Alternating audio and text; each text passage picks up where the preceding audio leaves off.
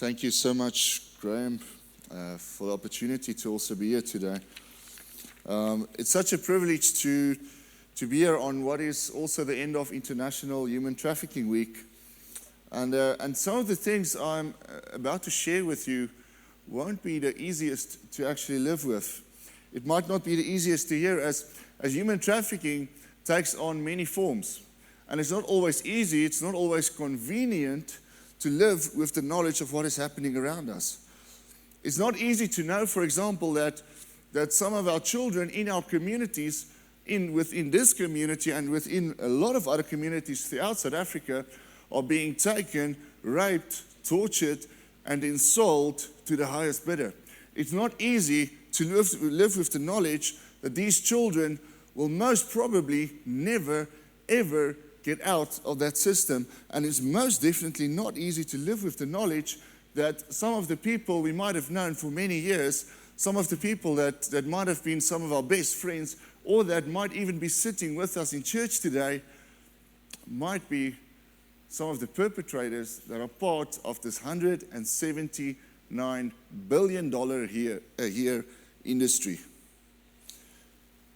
It's not easy to live with the knowledge that human trafficking is happening right around us and in our midst. We need to develop some kind of holy discontent with this issue. We need to develop this holy discontent with what is happening in our society and what is happening among us. In fact, we at the NFN believe that the best defense is a good offense. In other words, we need to strike back at this crime against human dignity. And we need to do it by banding together with a full arsenal of ideas, strategies, and tactics. While I prepared for today's presentation, I asked the Lord, I said, Lord, what do you want me to talk about? Lord, what do you want to say today? And the only thing I got was, Peter, just tell the truth. And the truth is that a child is taken every 30 seconds. Every 30 seconds.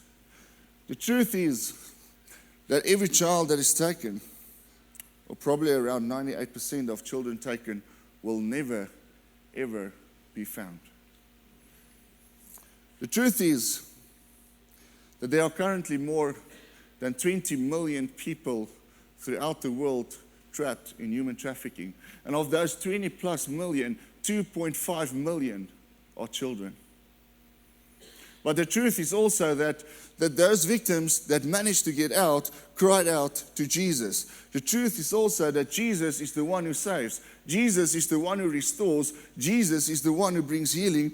And there's so many things, there's so many misleading facts about human trafficking, but the one fact that we do know is that Jesus is the one who gets you out of human trafficking. Jesus is the one that restores, and with him, anything is possible. In fact, Jesus sent his Spirit.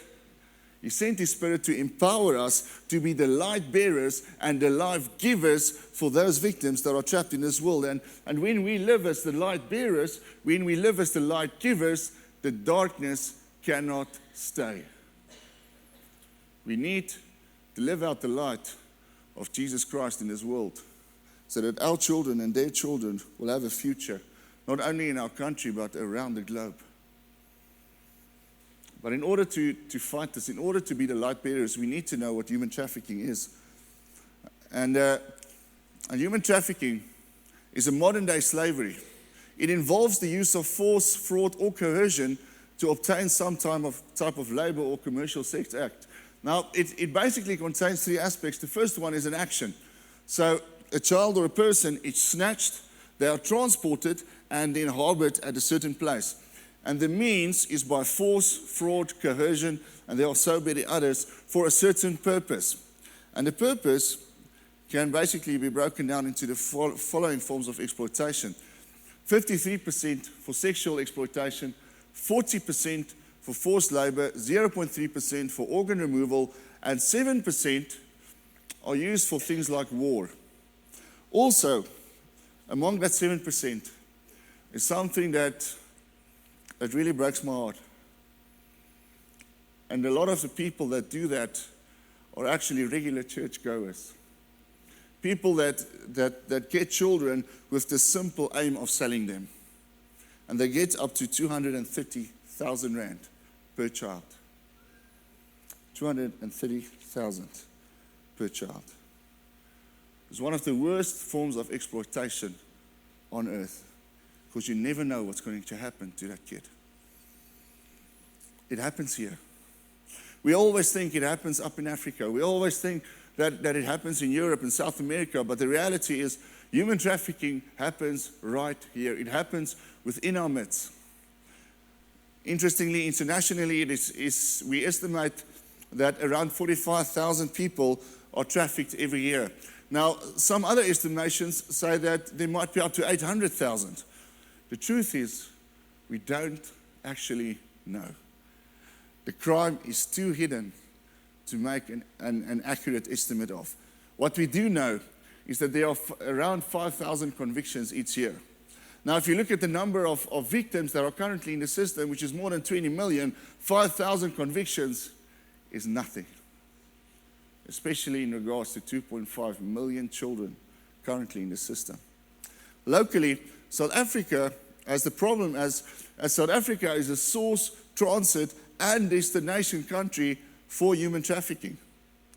It is estimated that anywhere from around 152 to 30,000 to 120,000 victims are trafficked in SA every year. Again, we don't know the exact number, as the crime is too hidden. It might actually happen in your neighbor's house that you've known for 20 years, and you won't ever know that it's happening there. Not nearly enough people or organizations are actually working on this problem. So the question is, who are the victims? And the truth is 49% are women. 18% are men, 12% are boys, and 21% are girls. And the average age for these victims to enter into pornography or prostitution is 12 years. 12 years of age. Imagine picking up a girl or a boy that's 12 years old for the purpose of sex. How do you live with yourself? Victim vulnerability. A lot of these victims started off with having an older boyfriend.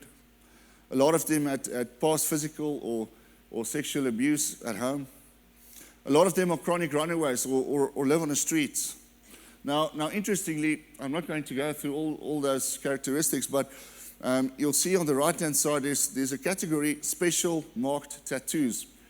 Now, a lot of the perpetrators use certain tattoos, so they've got a star on the shoulder to say that they're a captain in a certain industry. And that's one of the ways to know that this person is part of the industry. So if you're walking on a beach and you see a guy with these tattoos, you'll automatically know that you've got to keep your child safe. But another way, specially marked tattoos are quite common in human trafficking is that a lot of the perpetrators will have a barcode tattooed on the back of their neck.